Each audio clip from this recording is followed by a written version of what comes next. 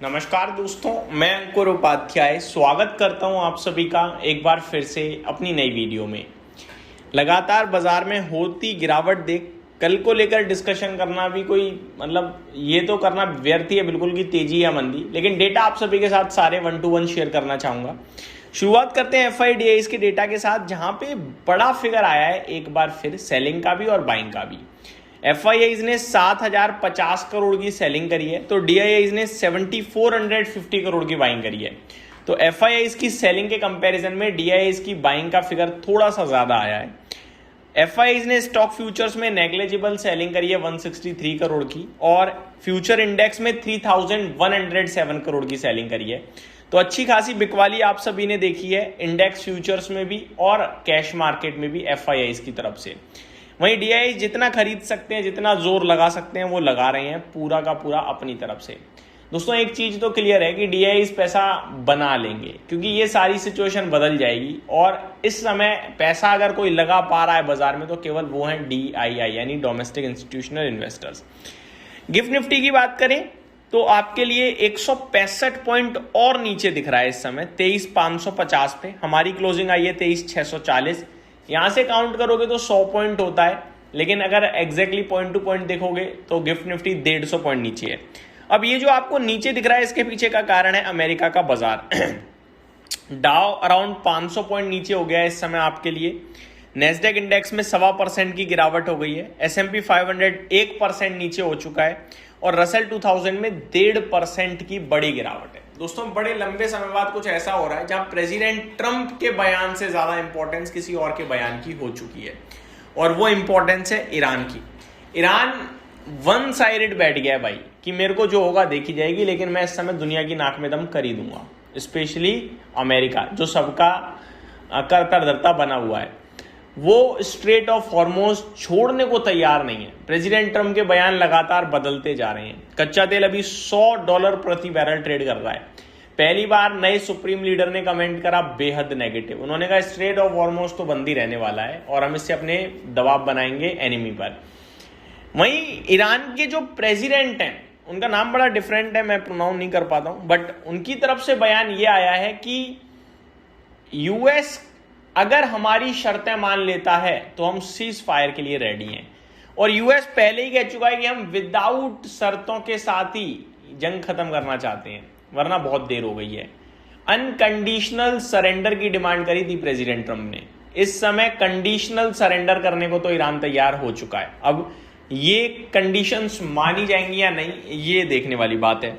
और कंडीशंस काफी severe type दिख रही हैं दोस्तों, जहां तक मुझे लग रहा है मुश्किल ही मारेंगे प्रेसिडेंट ट्रंप, क्योंकि कंडीशंस में ये भी है कि इस हमले में जो नुकसान हुआ है वो ईरान को पे करना होगा, और प्रेसिडेंट ट्रंप पे पैसा ही नहीं भैया, पे कहां से करेंगे। आगे बात करें कुछ और अपडेट्स की, तो एनर्जी से रिलेटेड अपडेट बस यही आ रही है कि नेगेटिव नेगेटिव नेगेटिव, क्योंकि तेल गैस की मारामारी दिखने लगी है अब हमें क्लियरली। गैस को लेकर तो देश में इस समय ब्लैक में भी सिलेंडर 3-3 हजार रुपए पहुंच गया है इस समय प्राइसेस। हालांकि गवर्नमेंट क्लियरली बोल रही है कि जो ये कर रहे हैं उनके ऊपर सख्त एक्शन लिया जाएगा। पैनिक बाइंग ना करें, सरकार की तरफ से क्लियर कट बयान आ रहे हैं, बट एक बार जब जनरल न्यूज चैनल्स पे कुछ चीज फ्लैश होना शुरू होती है ना, तो पब्लिक फिर आंख बंद करके लग जाती है लाइन में। और वही इस समय दिख रहा है, लोग सरेंडर के पीछे ऐसे भाग रहे हैं जैसे देश में खत्म ही हो गई हो गैस। ऐसा कुछ भी नहीं है। हालांकि सरकार कोशिश कर रही है कि कोयला वगैरह पे शिफ्ट किया जाए। रेस्टोरेंट में गैस को रोक दिया है, तो काफी सारे आपको रेस्टोरेंट ढाबा जो है आप दिख रहे होंगे जो बिना गैस सिलेंडर के आपको ऑपरेट होते हुए, जिसमें कोयले का इस्तेमाल किया जा रहा होगा। तो ये सारी चीजें हमें क्लियरली दिख रही हैं।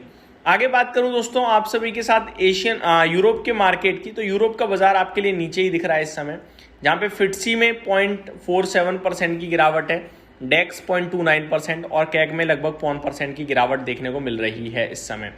गोल्ड सिल्वर में भी गिरावट है, गोल्ड 1% नीचे है, चांदी 1/3% नीचे है। और बड़े लंबे समय बाद दोस्तों आज मैंने एक डेटा शेयर किया था, लगभग 28 मंथ्स ऑलमोस्ट हो गए हैं जब पहली बार चांदी के ETF में सेलिंग का फिगर आया है फरवरी में चांदी में आउटफ्लो दिखा है दोस्तों 826 करोड़ रुपीस का, और ये करीब 24 से 28 महीने बाद पहली बार ऐसा हुआ है।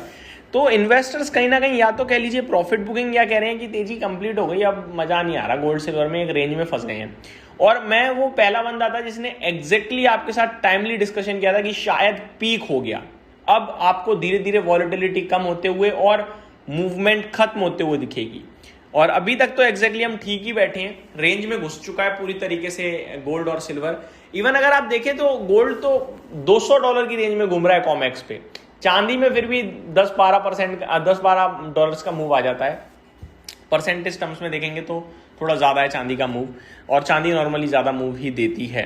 अब यहाँ से आगे को लेकर अगर आपका कोई व्यू बन रहा है तो उसमें क्या करना चाहिए? मेरे हिसाब से करंट सिचुएशन में ये मामला दो तरफ जा रहा है, एक एस्केलेशन की तरफ और एक सॉल्व होने की तरफ।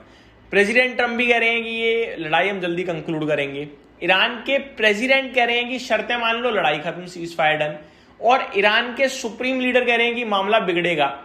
तो समझ में नहीं आ रहा कि होगा क्या। इवन आज ईरान के सुप्रीम लीडर की तरफ से जो बयान आया, उससे पहले थोड़े कल के सेशन में एक बयान था कि इसी तरीके की सिचुएशन रही तो क्रूड ऑयल में हिट $200 प्रति बैरल, और ऐसा हो गया तो फिर तबाही मच जाएगी, जो बहुत मुश्किल हो जाएगा। इस बीच में खबरें कुछ ये भी हैं कि इंडिया के ऑफिशियल्स जो हैं, टॉप लीडर्स, उन्होंने ईरान के साथ मिलकर डील कर ली है सो दैट इंडिया में कुछ शिप्स को आने दिया जाएगा गैस और तेल की। ऐसा हो गया तो फिर तो कोई परेशानी नहीं है इंडिया के लिए, बट ये है नहीं है पता नहीं, क्योंकि कल ही हमने देखा मयूरी नारे शिप जो इंडिया आ रही थी गुजरात पोर्ट पे यूएई से, उसे उड़ा दिया गया है। उसमें 3 लोग मिसिंग भी हैं, और वो ओमान की मिलिट्री ने रेस्क्यू करी है। तो कहने वाली बात यह है, समझ बिल्कुल आ नहीं रही है सिचुएशन। जो कुछ भी होगा स्क्रीन पे होगा, और जब होगा तभी डिसीजन लेंगे। ये मेरी तरफ से अपडेट थी, उम्मीद करता हूँ डिटेल्स पसंद आई होंगी। Thank you so much for watching this video. Good night guys.